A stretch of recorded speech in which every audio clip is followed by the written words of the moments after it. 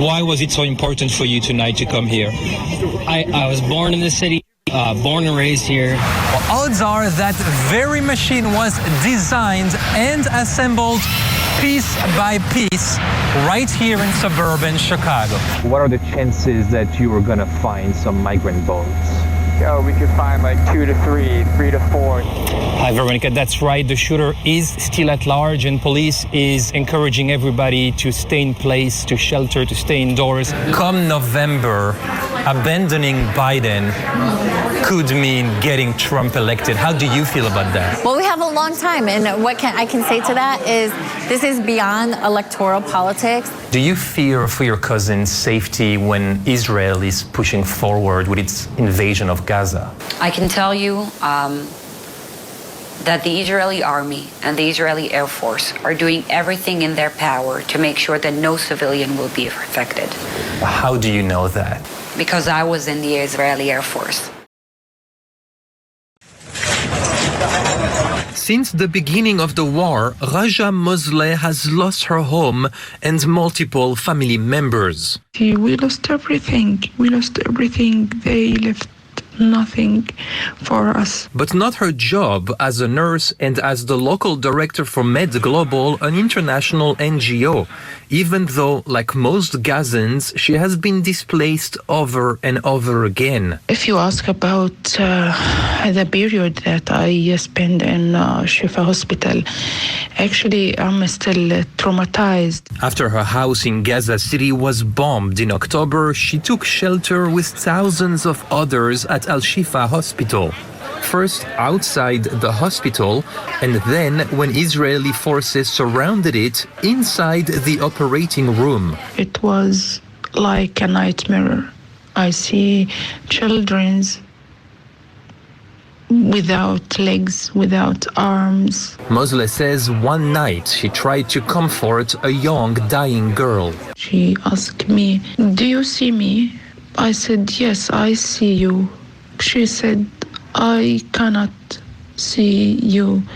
She is become blind because of the fire. I'm stay beside her bed until 4 a.m. and after that, unfortunately, she passed away. Ultimately, following orders from Israel, Mosleh evacuated on foot to a camp in Al-Mawasi in southern Gaza. We take maybe 6 hours walking.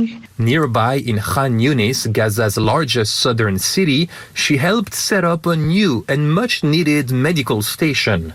But Khan Yunis has now become the site of fierce fighting between Hamas and Israel. And Mosleh wonders, how long can she survive?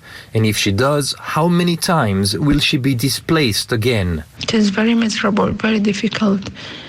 And I hope this finish soon.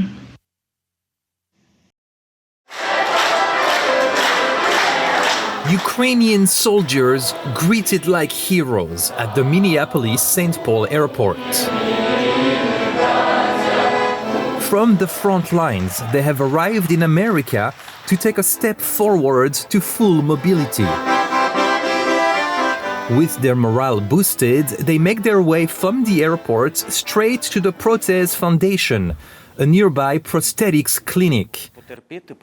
As the war overwhelms Ukraine's medical field, the Minnesota nonprofit has been flying in groups of Ukrainians in need of new limbs.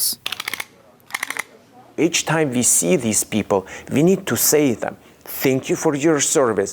Thank you for those peaceful skies that we have above us. On the eve of an intense 3-week program, Prothese co-founder and chief medical officer Yakov Gradinar helps the soldiers put on compression socks to control swelling. We have 4 minutes to string it in. The next morning, Gradinar, his 7 children and other staff members start building from scratch new legs and arms customized for each soldier. Taking it off and start grinding and putting it together. When Russia invaded his native country, Gradinar, who's been a prosthetist in America for 15 years, felt an intense desire to help. I started to like, okay, God, help me to understand what I can do in this.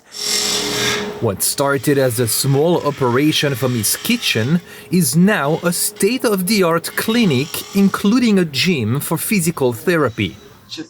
The foundation, which relies on donations, pays for everything: travel, lodging, and the entire rehab treatment. It's not about just prosthetics, it's to show love, it's to show care. The new group of soldiers, the 12th to arrive at the foundation from Ukraine, includes men with harrowing war stories.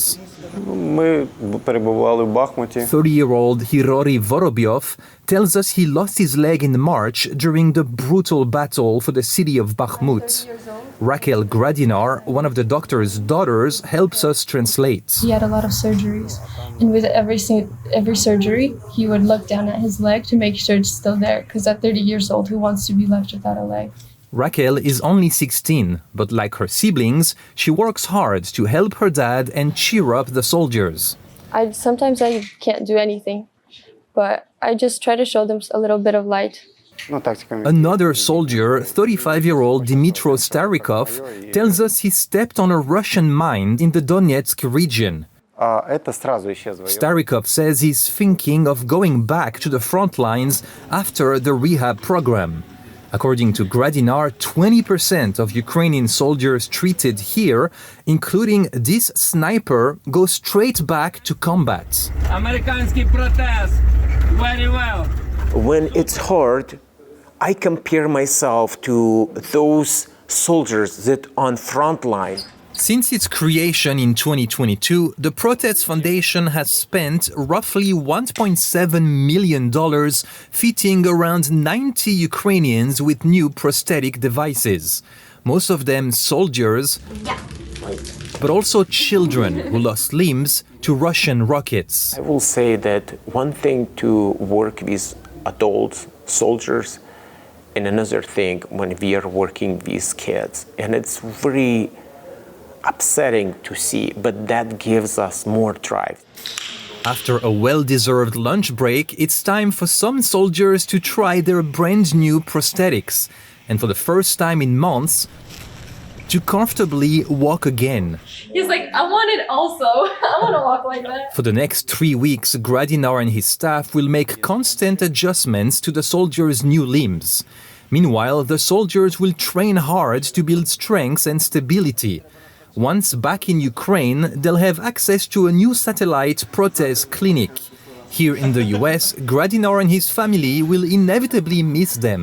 You meet strangers at airport, and in each week, they become like your brothers.